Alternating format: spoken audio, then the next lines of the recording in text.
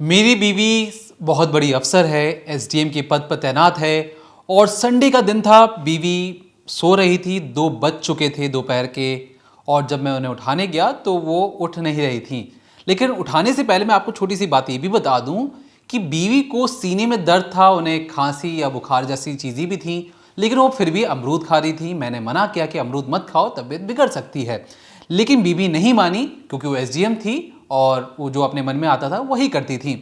अब बात आती, जब मैं उन्हें उठाने गया तो उठ नहीं रही थी। उसके बाद मैंने उन्हें सीपीआर देने की कोशिश की ताकि वो बिस्तर से उठ जाए। रविवार का दिन था, कुछ काम धाम भी हो जाए, लेकिन एसडीएम बीवी नहीं उठी बिस्तर से।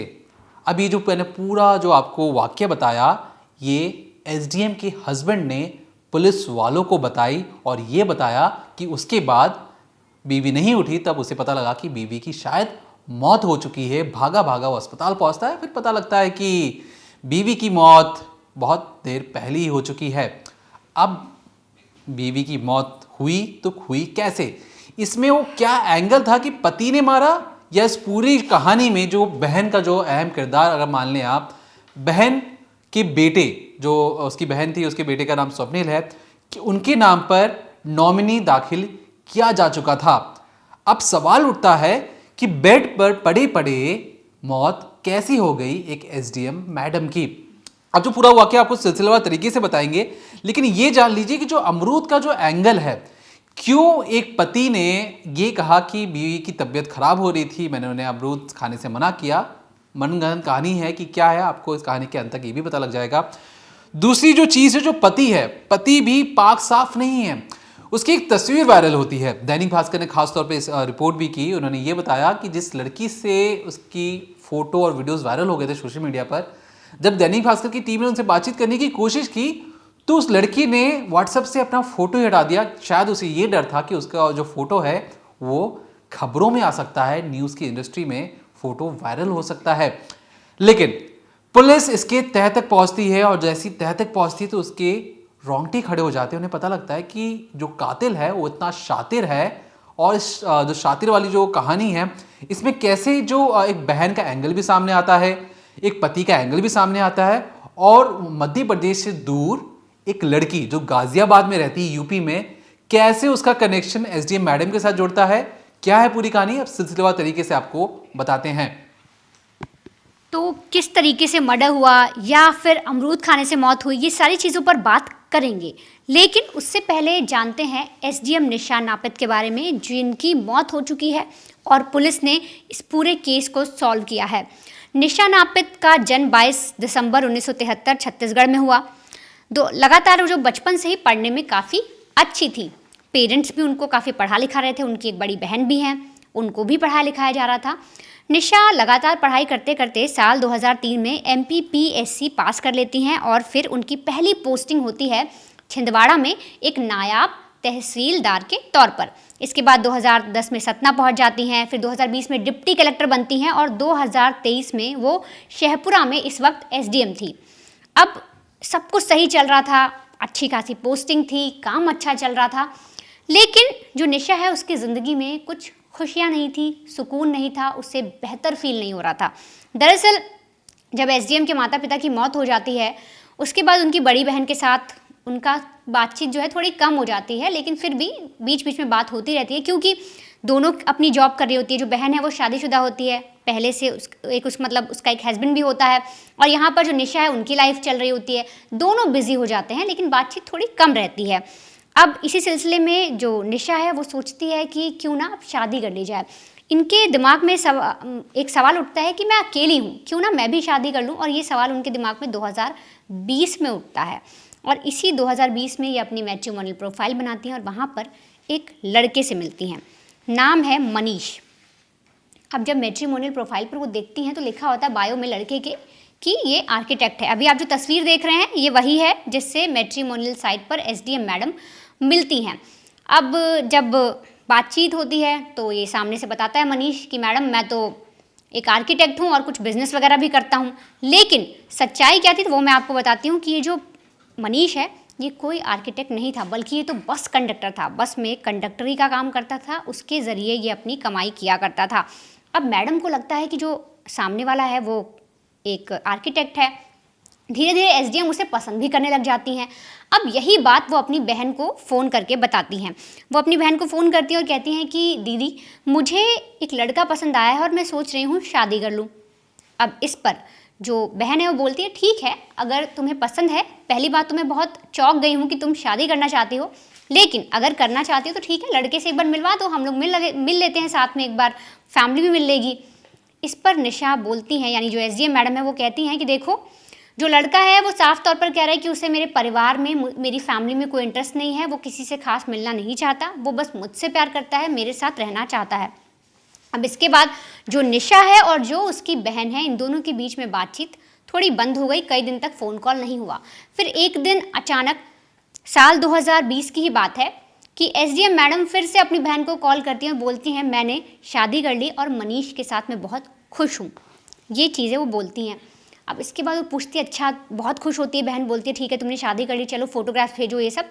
तो दोनों बहनों में अच्छी खासी एक बातचीत होती है, एक बहुत अच्छा बॉन्ड बनता है। अब इसके बाद इधर जैसे ही एसडीएम की शादी हो जाती है उस मनीष नाम के आदमी से, तो पता लगता है कि वो तो कोई काम ही नहीं करता, उसके पास तो कोई काम नहीं है। वो आए दिन जो एसडीएम मैडम है उनसे पैसे मांगता, बोलता आज मुझे इतने की ज़रूरत है, और एक बार इसी गहमा गहमी में इतना फोर्स कर देता है वो उन्हें कि मुझे इतने पैसे चाहिए कि एसडीएम निशा को 5 लाख का लोन बैंक से लेना पड़ता है, और लोन लेने के बाद वो पैसे वो अपने पति को देती हैं। अब लगातार ये सारी चीज़ें चल रही थी। इसी बीच में जो एसडीएम निशा है उसे पता लगता है कि साल 2018 में भी जो मेरा पति है वो शादी कर चुका है। वो पहले से एक मैरिड था, उसके बाद 6 महीने में उसका तलाक होता है, और अब उसने दूसरी शादी मुझसे की है। तो फिलहाल ये सारी चीज़ें जो एसडीएम मैडम है उनके सामने आती हैं। लेकिन लगातार जो एसडीएम थी वो अपनी लाइफ को, अपनी मैरिड लाइफ को सुधारने की कोशिश कर रही थी, क्योंकि वो चाहती थी कि सबकी शादी हो रखी है, सबकी लाइफ अच्छी चल रही है, मेरा जो करियर है बहुत अच्छा चल रहा है, एसडीएम ऐसा सोचती थी। लेकिन मेरी जो निजी ज़िंदगी है, जो मेरी प्राइवेट लाइफ है, मेरे पास भी कोई ऐसा आदमी हो, कोई ऐसा शख्स हो जिसके साथ मैं अपनी फीलिंग्स बता सकूं, उनके साथ अच्छे से रह सकूं। लेकिन ऐसा नहीं हुआ, बल्कि जब उनकी शादी हो जाती है उसके बाद से बहुत सारी तकलीफ़ें स्टार्ट हो गई। जो मनीष था वो लगातार पैसे डिमांड करने लगा, और ये सारी चीज़ें एसडीएम को नागवार गुजर रही थी। और इसके बाद एक और चीज़ आती है, बैंक अकाउंट तक जो ये मनीष है ये पहुंच जाता है, वहाँ तक घुसने की कोशिश करता है एसडीएम मैडम के। और तो और एक लड़की का एंगल और सामने आता है, एक तस्वीर वायरल होती है, और उसके बाद वो तस्वीर जब एसडीएम पूछती हैं तो घर में संग्राम होता है। अब वो क्या होता है, ये बैंक अकाउंट का क्या सीन है, और वो लड़की कौन है जिसकी तस्वीर को देखकर जो एसडीएम मैडम है वो आग बबूला हो जाती हैं। अब आप आगे का वो सिरा भी इस कहानी का समझिए। देखिए, जो एसडीएम मैडम है, ये जब इनके साथ पहले टॉर्चर जैसी व्यवहार हो रहा था और उनको पता लग चुका था कि जो मनीष है ये पैसों का भूखा बन चुका है, यहाँ तक कि पैसे लेकर इसने उस इलाके में एक फ्लैट भी खरीदा और उसको किराए पर भी चढ़ाया। उसके बावजूद ये हर बार पैसे मांगता था। इसे लेकर जो एसडीएम मैडम थी इलाके के एसपी के पास भी जाती हैं, साथ में बहन भी थी। बहन का ये कहना है कि जो एसपी साहब ने, उन्होंने ये कहा कि रिश्ते को थोड़ा सा और टाइम दो, टाइम के साथ हो सकता है कि शायद जो रिश्तों में जो कड़वाहट है वो कम हो जाए। अब ये कई बार बोलने के बावजूद भी पुलिस तक ये बात पहुंच चुका था, एसपी तक ये जानते थे, लेकिन इसके बावजूद कोई कार्रवाई नहीं हुई। सबको ये लग रहा था कि हो सकता है ये जो लड़का है मनीष ये सुधर जाए। अब जब मनीष की हम कुंडली खंगाल रहे थे तो हमें पता लगा कि मनीष की एसडीएम मैडम के साथ दूसरी शादी है, तीसरी शादी उसने किसके साथ की वो भी बताएंगे, लेकिन पहली शादी उसकी ग्वालियर में एक लड़की के साथ होती है। 6 महीने भी नहीं होते हैं मनीष उसे तलाक देता है। पता लगता है कि इस लड़की के साथ टॉर्चर करता था, ये वो सारे व्यवहार करता था जो एक पति को नहीं करने चाहिए। यहाँ तक कि जो लड़की के घर वाले हैं वो भी मनीष के साथ कोई ताल्लुक नहीं रखना चाहते थे। यहाँ तक बात समझ में आ गई। अब जो मेन जो दिक्कत था वो था नॉमिनी बनाना, क्योंकि एसडीएम थी, अकेली औरत थी। अब मैं आपको बता दूं, जब शादी हो रही थी तब ये 40 और 45 साल यही एज डिफरेंस है दोनों के बीच में। 40 साल तक इनकी जब शादी नहीं हुई थी तो इनके पास बैंक बैलेंस भी अच्छा खासा था। अब जो मनीष है ये चाहता था किसी भी तरीके से प्रॉपर्टी, बैंक, जो भी चीज़ें हैं सब इसके नाम पर हो जाए। कई बार दबाव बनाया, लेकिन साथ में खड़ी रही एसडीएम की बहन। और ये जो बहन है ये कोई बहन आम बहन नहीं है, ये लेक्चरर है, अच्छी खासी यूनिवर्सिटी में पढ़ाती हैं। तभी बार बार हर रास्ते पर अपनी बहन को बता रही थी कि क्या चीज़ें सही हैं, क्या चीज़ें गलत हैं।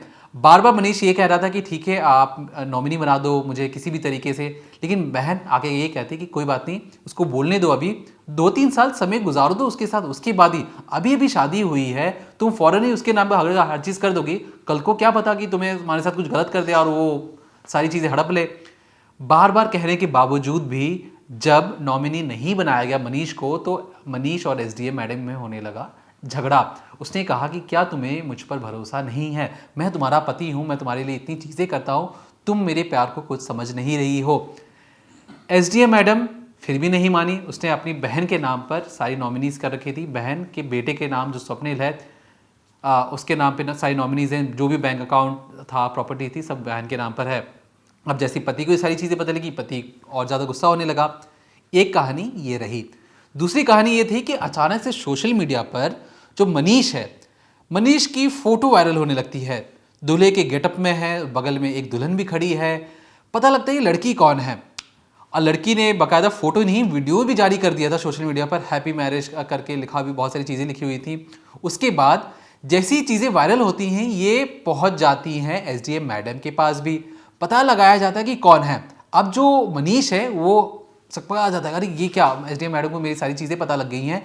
इसके बाद वो पूछती है कि लड़की कौन है। अब मनीष क्या जवाब देता है? मनीष पहली शादी से उसकी तलाक हो चुका था, दूसरी शादी एसडीएम मैडम से हो चुकी थी, तीसरी शादी मध्य प्रदेश से दूर यूपी, यानी यूपी में गाजियाबाद में एक लड़की जो दुल्हन के गेटअप में थी, वो कहता है अपनी एसडीएम वाइफ से कि देखो ऐसा है, वो मेरी दोस्त की बीवी थी, मैं बस स्टेज पे जाकर खड़ा हो गया था, तुम कह रही हो तो मैं अपनी उस दोस्त से कहूंगा कि फोटो हटा दे। अब जो फोटो देखकर कहीं से भी ऐसा नहीं लग रहा कि वो दोस्त की बीवी के साथ खड़ा है। जिस गेटअप और जिस हुलियो में था वो बिल्कुल दूल्हा लग रहा था, साथ में जिस तरीके से पोज दिया जा रहा था वो भी एक दूल्हा और दुल्हन के गेटअप में लग रहे थे। अब इसके बारे में जब दैनिक भास्कर की टीम, जो उनकी खबर के मुताबिक जब उन्होंने रिसर्च की, तो जब उन्होंने उस महिला से बातचीत करने की कोशिश की तो महिला ने फौरन ही जो उसका व्हाट्सएप डीपी था, जो डिस्प्ले पिक्चर होता है, वहां से अपनी फोटो हटा दी। उसे ये डर था कि खबरों में उसकी तस्वीर कहीं ना आ जाए। सोशल मीडिया से सारे फोटोज और वीडियोस हटा दिए जाते हैं। अब ये बात, पहले तो बात थी कि नॉमिनी बनाने को लेकर झगड़ा था, अब हावी हो रही थी एसडीएम मैडम अपने पति पर। उसे संदेह हो चुका था कि हो ना हो मेरे पति के साथ कुछ गड़बड़ है, ये जानबूझकर कोई बदमाशी कर रहा है, मुझे धोखा देने के फिराक में है। अब एसडीएम मैडम भी उसी तेवर में बात कर रही थी जिस तेवर में पहले ये बात कर रहा था कि तुम मेरे पे नॉमिनी बना नहीं रही हो, और खुद ही बस कंडक्टर था। झूठ और फरेब की इसने ऐसा जाल बुना कि उसमें महिलाएं फंस जाती थी, और एसडीएम मैडम भी इसी चक्कर में फंस गई। शादी के बाद पता लगा ये तो पैसों के अलावा, प्रॉपर्टी के अलावा इसे किसी और चीज का नशा ही नहीं है, ये भूखा है उस चीज का। इसके बाद कहानी बदलती है, कहानी बनाता है मनीष अपनी बीवी को मारने का। मारने से पहले वो मनगढ़ंत कहानी बनाता है। मनगढ़ंत कहानी से शुरुआत ये करता है कि मेरी बीवी को खांसी है, बुखार है। अब जो सुनने वाले उन्हें लगता है कि चलो मौसम बदल रहा है, शायद इस वजह से, क्योंकि जनवरी के महीने में बहुत ज़्यादा ठंड बढ़ जाती है। तो जब ये कहता है कि मेरी बीवी को खांसी बुखार है और अमरूद खा रही है, मैं लाख मना करने के बावजूद, और यहाँ तक कि जिस रोज़ इसने हत्या की घर पर नौकरानी भी आती है। अब उसके बाद कैसे वो सारा काम करता है, चलिए अब वो भी जानते हैं। अब देखिए, लगातार झगड़े बढ़ गए थे, दोनों हस्बैंड वाइफ में बहुत ज़्यादा कलेश हो रहे थे। अब इसी सिलसिले में शनिवार की रात, और या यूँ कहें कि शनिवार और रविवार की दरमियानी रात, इनके बीच में झगड़ा होता है। एसडीएम मैडम फ़ोटोज़ पे पूछती हैं कि बताओ वो औरत कौन है, बहस बढ़ती है, और इसी में ये एसडीएम जो मैडम है, निशा है, उसका गला दबा देता है, वो भी तकिए से। गला दबाता है तो कुछ खून वगैरह निकल जाता है, नाक से खून बहता है, वो तकिए पे लग जाता है और चादर पर लग जाता है। इसके बाद अब इसे समझ नहीं आता करना क्या है, तो बड़े आराम से ये बाहर आकर बैठता है और कुछ देर सोचता है। फिर बड़े इत्मीनान से ये तकिया लेता है, पूरा का पूरा तकिया वॉशिंग मशीन में डाल देता है, चादर लेता है, उसे भी डाल देता है, आराम से साफ़ करता है, उसको सुखाता है मशीन के अंदर ही, फिर फैला देता है, और तब सोचता है कि अब मैंने जो किया, चलो अब बच जाऊंगा। ये माइंड में उसके रहता है कि अब जो मैंने ये चीज़ की, अब मैं बच जाऊंगा, क्योंकि सबूत तो उसके मुताबिक उसने सारे मिटा दिए। अब इसके बाद ये सीधे तौर पर बाहर आता है और अपना सो जाता है आराम से। फिर सुबह टाइम होता है, सुबह के जब करीब रविवार था अगले दिन, तो ये एसडीएम को उठाता भी नहीं है, यानी कि नाटक भी नहीं करता उठाने का। जब नौकरानी वगैरह आती हैं, वो बोलती है मालकिन कहाँ है, तो बोलता है सो रही हैं, आज वैसे भी संडे है, सोने दो। जो नौकरानी है वो खाना वगैरह बना देती है। फिर लगातार टाइम बढ़ता जाता है, जो इसके घर में और काम करने वाले हैं वो भी आते हैं, क्योंकि एसडीएम का घर था तो वहाँ और काम करने वाले आते हैं, वो भी बोलते हैं साहब जी नमस्ते, मैडम कहाँ पर हैं? तो बोलते हैं अभी सो रही है, कुछ टाइम लगेगा क्योंकि आज संडे है, तो मैं उठा भी नहीं रहा, चलो थोड़ी देर बाद देखता हूँ। अब लगातार सब टाइम बीतता जाता है। अब करीब 2 बजे जो इसने प्लान किया था उसके मुताबिक ये कमरे में जाता है। एक नौकर भी खड़ा रहता है साथ में, जो इनके हाउस हेल्प रहते हैं ना, वो खड़े रहते हैं, उनके सामने ड्रामा करते हैं, अरे तुम्हें क्या हुआ? फिर तुरंत उसे CPR देने की कोशिश करता है। ये 2 बजे की बात है, रविवार दोपहर 2 बजे। CPR देता है, पूरा ढोंग करता है, फिर एक तरीके से बॉडी को ऐसे हिलाते नहीं कि अरे तुम्हें क्या हो गया, क्या हो गया, तुम्हें जल्दी उठो, रोने की एक्टिंग करता है। अब नौकर भी ये सब देख रहा था। इस पूरे क्रम में लगभग 1 घंटा या 40 मिनट बीत जाते हैं। 3 बजे के आसपास अस्पताल पहुंचती है निशा को। जब उसकी बॉडी को अस्पताल ले जाया जाता है, डॉक्टर वहाँ देखते हैं, बोलते हैं तो मर चुकी है। अब एक SDM थी, SDM की मौत हो गई थी। कहने को तो ठीक है, एक हस्बैंड वाइफ थे, अगर एक हस्बैंड ने बोला कि मेरी बीवी को ऐसी ऐसी चीज़ हुई तो ज़्यादा पूछताछ नहीं होगी, लेकिन मामला था SDM का। और ऊपर से जब डॉक्टर ये बोल देते हैं कि आप जब इन्हें हॉस्पिटल लाए हो उससे 4-5 घंटे पहले ही इनकी मौत हो चुकी है, तब खड़े होते हैं सवाल। पुलिस को बुलाया जाता है, पुलिस आती है, वो पूछती है कि बताइए मैडम के साथ क्या हुआ। अब इस पर जब पति से पूछा जाता है कि बताओ SDM मैडम जो है उनकी नाक से खून क्यों आया, ऐसा क्या हुआ, और तुम इसे अस्पताल क्यों नहीं लाया? अगर तुम्हें लग रहा था कि इन्हें भाई कुछ अलग बीमारी हो गई है, नाक से खून आ रहा है, तो फ़ौरन अस्पताल लाते। तो बोलता है कि इनको हाई BP है और अक्सर इनके साथ ऐसा होता रहता है। साथ ही पुलिस को एक कहानी और बताता है, बोलता है कि इनको सर्दी जुकाम था, जैसे दीपक ने भी आपको कई बार पहले बताया। लगातार बोलता है कि जो मेरी बीवी है, जो निशा है, उसे सर्दी जुकाम बहुत ज़्यादा था और ये लगातार इसका सैटरडे व्रत था, ये अमरूद खा रही थी। मैंने टोका तो एक और खा गई, लगातार 2 अमरूद खा लिए। थोड़ी देर बाद इसे उल्टी हुई, फिर ये लेटने चली गई और सुबह मैंने देखा तो इसकी हालत पूरी ख़राब थी, तब मैं हॉस्पिटल लेके आया। लेकिन अब जो पुलिस है उन्हें डाउट होता है, वो बोलती है ठीक है तुम्हारी बात हमने मानी, लेकिन जब इनकी नाक पे खून लगा है तो कहीं ना कहीं जहाँ पर ये लेटी होंगी या तकिया होगा, कुछ तो ऐसा होगा, क्योंकि पुलिस वाले तो अपना दिमाग लगाएंगे ना। ये थोड़ा डरता है। अब जिस तरह से ये डरता है, पुलिस वालों को शक हो जाता है। तब पुलिस वाले पूछते हैं ठीक है हमें ज़रा तुम्हारा पूरा रूम वगैरह देखना है। पुलिस देखते हैं, वहाँ पर जो चादर पड़ी होती है एकदम फ्रेश, तकिया जो होता है बिल्कुल सही। उसके बाद कुछ देर बाद जब और तलाशी ली जाती है तो देखते हैं कि एक तकिया और एक वो जो चादर है वो सूखने के लिए रखा हुआ है। जब पुलिस वहाँ पर पूछती है तो ये डर जाता है। इससे फिर एकदम कड़ाई से पूछताछ की जाती है कि ये बताओ कि तुमने तकिए में ये वाला तकिया यहाँ क्यों है, चादर यहाँ क्यों है। कई सारे ऐसे सवाल किए जाते हैं कि ये डर जाता है, सहम जाता है और पुलिस को सब कुछ बता देता है। ये बताता है किस तरीके से इसने जो SDM मैडम है उन्हें पहले मारा, उनका गला दबाया, जब खून निकला तो बाकायदा ये तकिया लेता है, चादर लेता है, उसे मशीन के अंदर डालकर धो भी देता है, सारे सबूत मिटाता है। लेकिन जब पुलिस वालों को ये चीज़ पता लगती है, तुरंत FSL की टीम आती है, सारे सबूत इकट्ठा किए जाते हैं और अब जो FSL की टीम है वो भी कह रही है कि उनके पास पर्याप्त सबूत हैं इस आदमी के खिलाफ। तो यहाँ तक एक जो हस्बैंड है वो अपनी पत्नी का कत्ल कर देता है, झूठ बोलकर उससे शादी भी करता है। एक लड़की से उसने पहले ही शादी कर रखी थी, SDM से शादी हो जाने के बाद एक शादी वो और कर लेता है। और अब इसी सारी चीज़ों में जो बहन है वो भी बहुत कुछ कह रही है। बहन भी ऐसे कई सारे सवाल उठा रही है, जिस तरीके से बार बार पुलिस को अभी भी बरगलाने की कोशिश कर रहा है। इसने जो चीज़ें बोल दी अभी बीच में बोल देता है कि उसने अमरूद खा लिया था। तो ऐसे में बहन भी कई सारे सवाल उठा रही है। बहन भी बोल रही है कि जो मेरी बहन है उसे कोई बीमारी थी नहीं, ये तो सारा इसने पैसे के लिए किया है।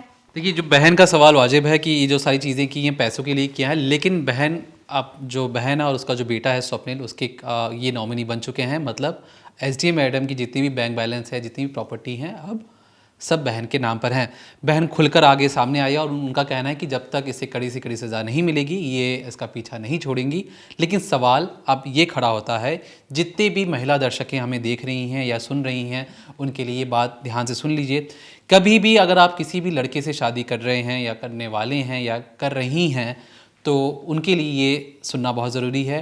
अब बैकग्राउंड चेक ज़रूर कीजिए। आजकल की जो सोशल मीडिया का ज़माना ये है कि फ़ोटोग्राफ्स में बहुत चांदनी या मतलब बहुत लाइट वाली दुनिया रहती है, लेकिन पीछे काली दुनिया रहती है। तो आपको बैकग्राउंड हिस्ट्री चेक करवाना उतना ही ज़रूरी है। एक SDM होकर भी ये इन्होंने अपने पति के बारे में नहीं पता लगाया कि ये तलाकशुदा है। ये इसने आर्किटेक्चर अपने आप को खुद को बताया, लेकिन इसकी नौकरी ही नहीं आर्किटेक्चर वाली, ये कंडक्टर रह चुका है। SDM रहते हुए शादी के बाद भी इसकी तीसरी शादी हो जाती है किसी और लड़की के साथ, इसके बारे में भी जानकारी नहीं मिलती हैं।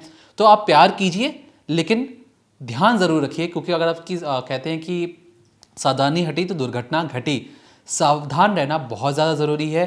किसी के साथ भी, जो भी आपका पार्टनर है, शादी से पहले शादी के बाद भी बैकग्राउंड चेक, वो क्या कर रहा है क्या नहीं कर रहा है, अगर आपसे वो पैसे ले रहा है तो पैसे कहाँ ले रहा है, क्योंकि ये जो पैसे हैं शादी के बाद जो पैसे होते हैं वो आपके और मेरे पैसे नहीं होते, वो हमारे बन जाते हैं। तो उन पैसों को आप कहाँ पे लगा रहे हो, क्या कर रहे हो, ये सारी चीज़ें आप अपने पति से डिस्कस कीजिए, जो पति हैं अपनी बीवी से डिस्कस करें और साथ मिलकर किसी चीज़ को सुलझाएं। और ये जो पैसों के पीछे भागना, जो मनीष ने जिस तरीके से किया, अंजाम आपने देख लिया, आखिर में कहाँ आए हो, उस सलाखों के पीछे। सपने तो देखे थे कि कोठियों में रहेगा और बड़ी बड़ी गाड़ियों में घूमेगा, लेकिन आज सलाखों के पीछे चक्की पीस रहा है।